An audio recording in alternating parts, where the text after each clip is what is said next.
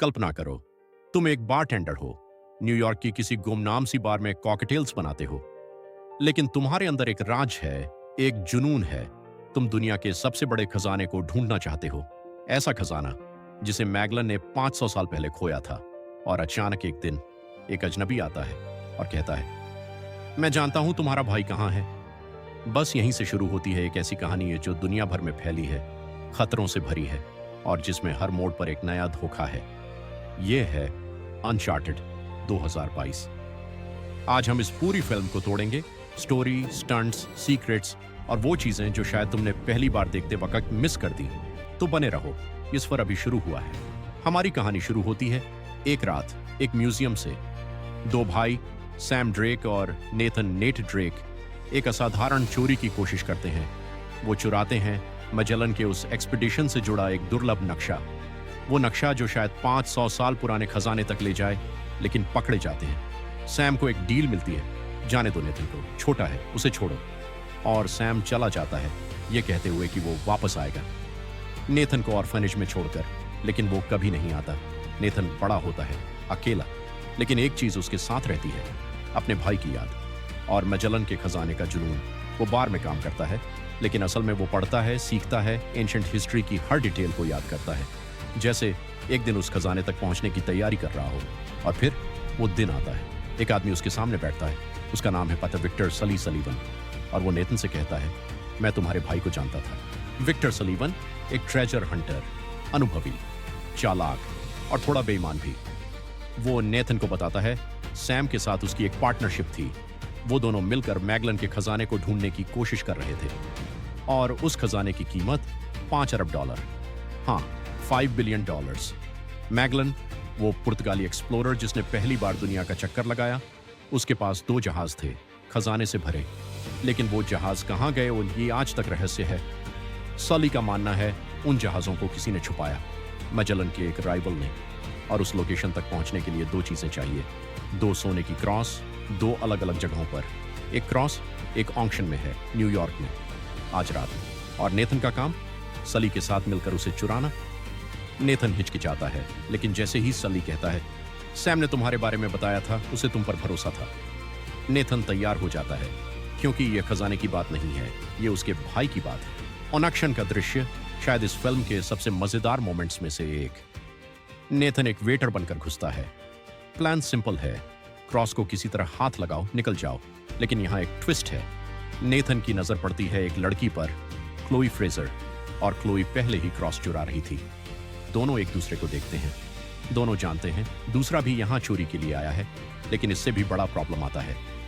Santiago मोनकादा एक Spanish billionaire, वो भी इस क्रॉस का दावेदार है और उसके आदमी हर जगह हैं। मनकाडा का मानना है कि यह खजाना उसके पुरखों का है, उसके एंसेस्टर्स ने मैजेलन के साथ डील की थी और अब वो इस खजाने पर अपना हक जताना चाहता है। किसी भी कीमत पर चेस होती है।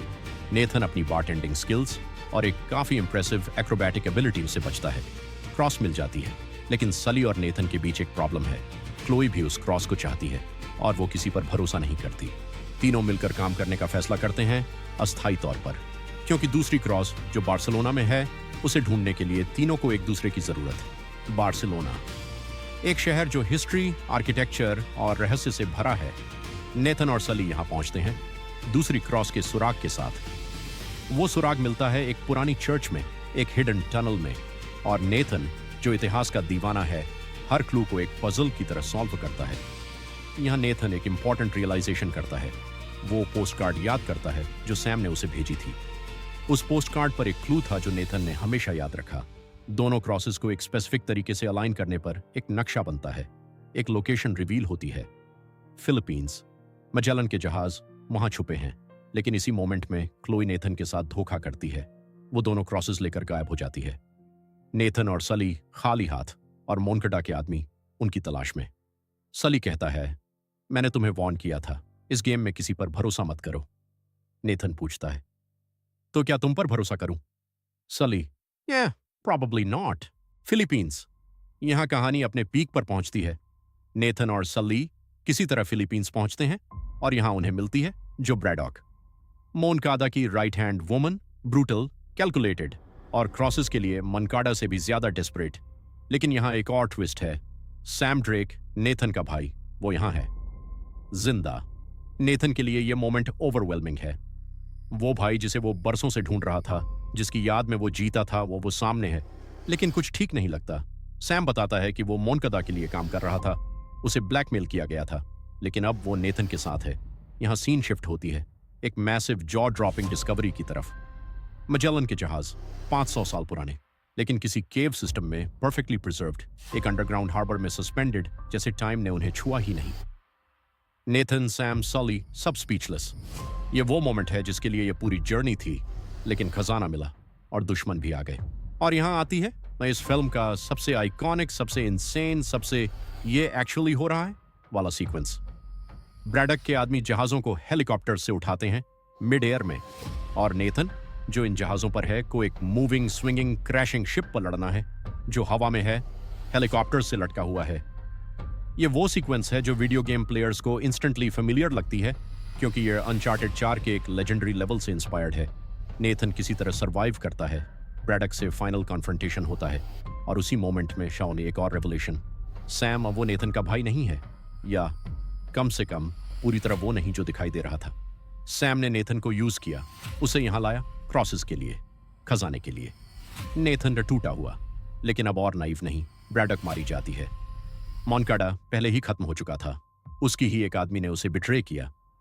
खजाना टेक्निकली किसी के हाथ नहीं लगता, ज्यादातर नष्ट हो जाता है, लेकिन नेथन के पास एक चीज बचती है, एक रिंग जो सैम ने उसे दी थी, जिस पर लिखा है greatness from small beginnings, Drake family का मोटो। फिल्म खत्म होती है एक ओपन नोट पर। नेथन अब वो नेव बारटेंडर नहीं है, वो एक ट्रेजर हंटर है। सली उसका पार्टनर है, और दोनों के बीच एक अनस्पोकन ट्रस्ट है। क्लोई वो एक अलग रास्ते पर है। सैम, उसकी कहानी अधूरी है। और पोस्ट क्रेडिट सीन में एक हिंट, एक ऐसा कैरेक्टर दिखता है जो अनचार्टेड फैंस को इंस्टेंटली पहचान में आएगा। ये सीक्वल का दौर है, अगर कभी बना तो। अनचार्टेड 2022 ये एक परफेक्ट फिल्म नहीं है। क्रिटिक्स ने इसे मिक्सड रिव्यूज दिए।